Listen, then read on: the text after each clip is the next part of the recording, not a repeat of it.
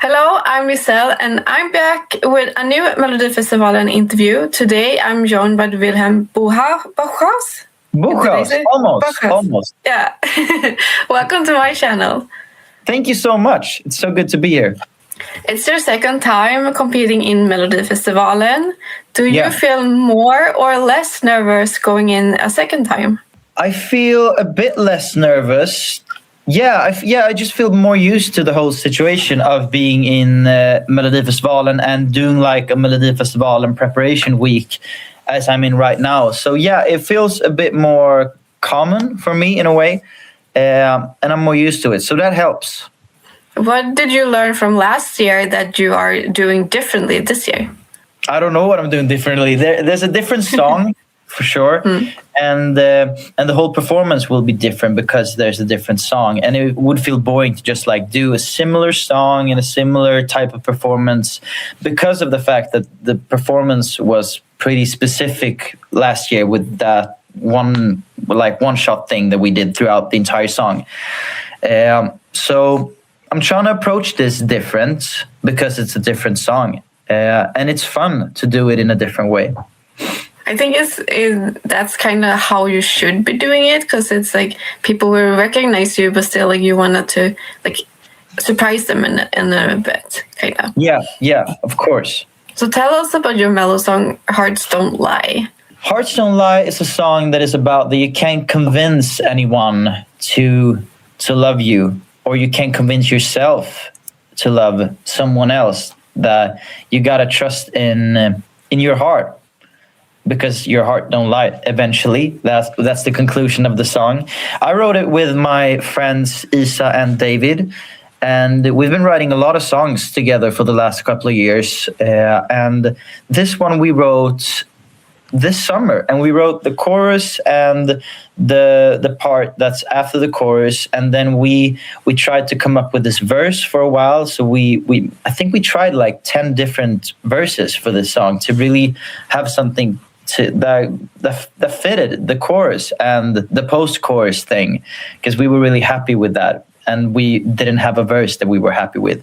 So we spent a lot of time writing verses, and when we were finally done with all the melodies, we really went into details about the lyrics and how we wanted to paint this situation and describe this thing that the song is about. And then we went into the production part of it and recorded everything live with different sorts of instruments. Because I have noticed that you have worked a lot with Isa Molin. Like you have released songs together as Caroline, The Believer, and Another Horizon. Like how did you guys meet, and what makes you keep working with her? First of all, I love working with her. Second of all, I consider her one of my best friends. Like I love working with her.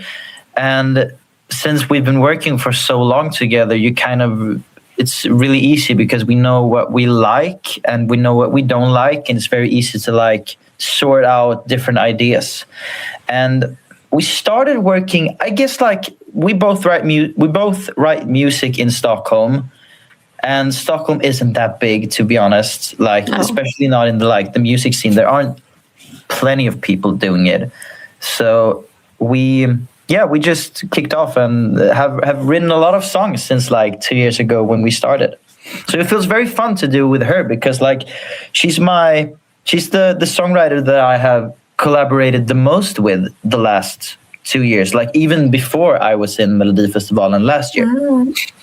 It's fun finding like people that you click with, because I think it helps a lot with like the creative work in a different way, because you can have a more honest like approach to it. Yeah, really honest with each other, and also David, really honest, all three of us with each other, because we've been working a lot together. We've written so many songs that won't ever see the light of day, and I love working with them.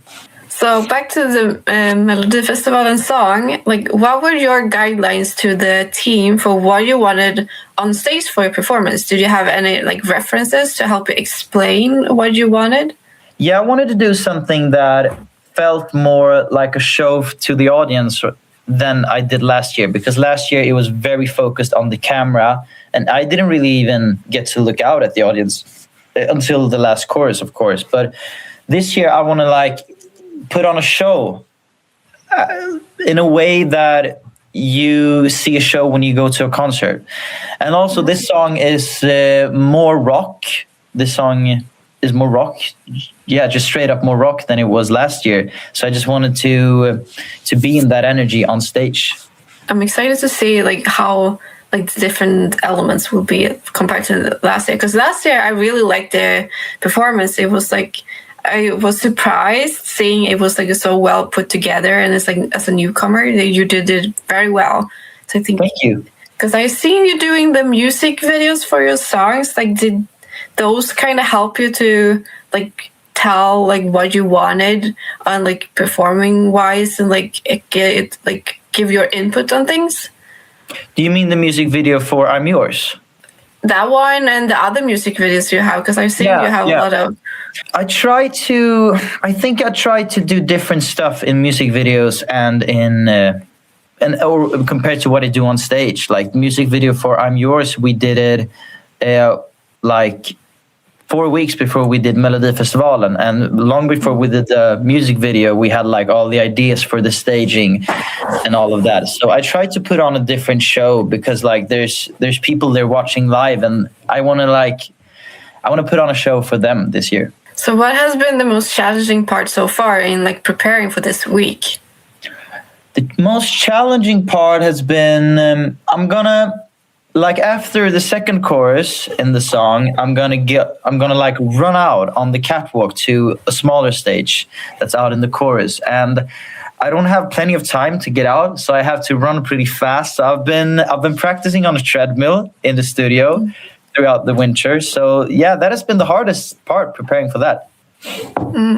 Yeah, it's a very like people that doesn't sing, they don't really understand how hard it can be. Like running and then like come to your place and just like, okay, I'm gonna sing. Yeah, do you sing? Not really. I play music and like I've been like doing that, so I could kind of understand a little bit about it. So yeah. Is it true that you're a big fan of Formel 1? Yeah, I love Formula 1. I think I've been watching every single race since 2007. I won't miss a race. Yeah, what is it that you like about it? I'm really into motorsport, like overall, and Formula 1 is the pinnacle of it. So yeah, I really love the excitement of it. I love the speed of it. And like lately, these couple of 6 or 7 years when they've started to do Drive to Survive, the whole thing has just blown up, and it's just super fun to watch. Do you have like a favorite team? I don't really have a favorite team. I've been watching for so long, so I just want like a Sunday every week, every now and then, where I can just like relax, don't think about anything else, and I just want to be entertained. I just want I want to have a championship fight in every year. Like if you look at the years when Hamilton was very dominant, or like the last couple of years now that Verstappen has been very dominant, I feel like it's way more fun to have a year that we had last year, or in like 2021, when it's like up until the last race. I'll much rather have that than like my favorite driver win every race. Yeah. Do you watch Formula 1? I did it before with my cousin because he's a very big fan of it. So he's like, we used to play like video games of it and watching. Cool. And we also like, that's not the same thing, but it's like the rally. I don't know what is it. Yeah. It's like off-roading. Yeah. Cars. So we used to go to some of them before. So it's fine. I can't say that I know much, but it's like exciting to see. Cool. So I want to ask you more like questions about you outside of being an artist, because I feel like we don't know you that much. Yeah. So like firstly, what inspires you like creatively?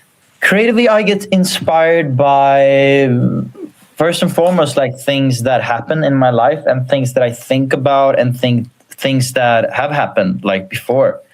And when I'm writing songs, I get inspired.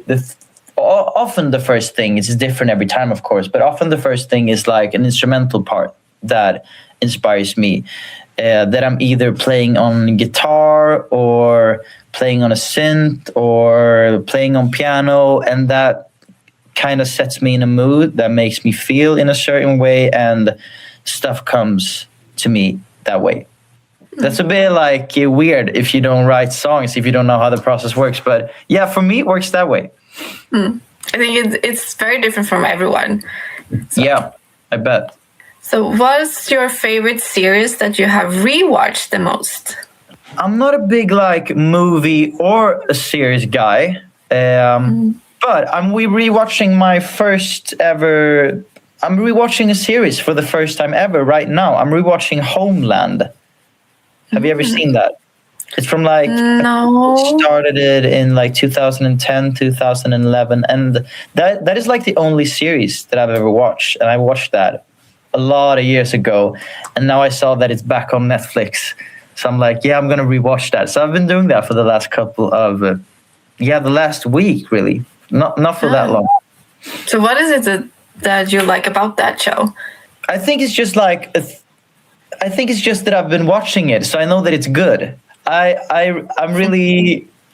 have a hard time like starting a new series if I don't know if it's good, because sometimes I feel like I'm wasting my time on something that isn't going to be good, and I don't know if it's going to be good or not. And with that one, I watched that a couple of years ago, and I was like, damn, this is so good. And then I saw that it's back on Netflix, and I was like, yeah, I don't really remember, but I just remember that it was really, really good. So that's why I'm watching it. Well, I can kind of relate to it, because like I have a lot of series that people tell me, it's like, yeah, you should watch it, but then I always go back to my favorites. Yeah. It's like a comfort, because like, okay, kind of what's happening, but you're still watching because it's like Isn't that the worst thing though? Like people recommending you, like, yeah, you should really listen to this song. You should really listen to this song. You should really watch this movie, or you should really look at this series. I'm like, no. I want to watch the movie I want to watch, and I want to listen to the music that I want to listen to. Like, listen to the songs that you like to listen, and I'll listen to the songs that I like to listen to.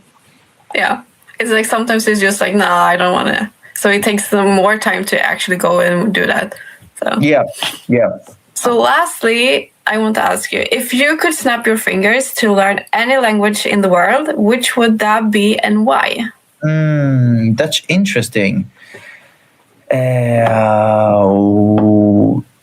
would like to speak, I don't know, maybe like Spanish would be cool because it's such a big language. I'd say Spanish. Yeah. Now I know Spanish. That would be so cool.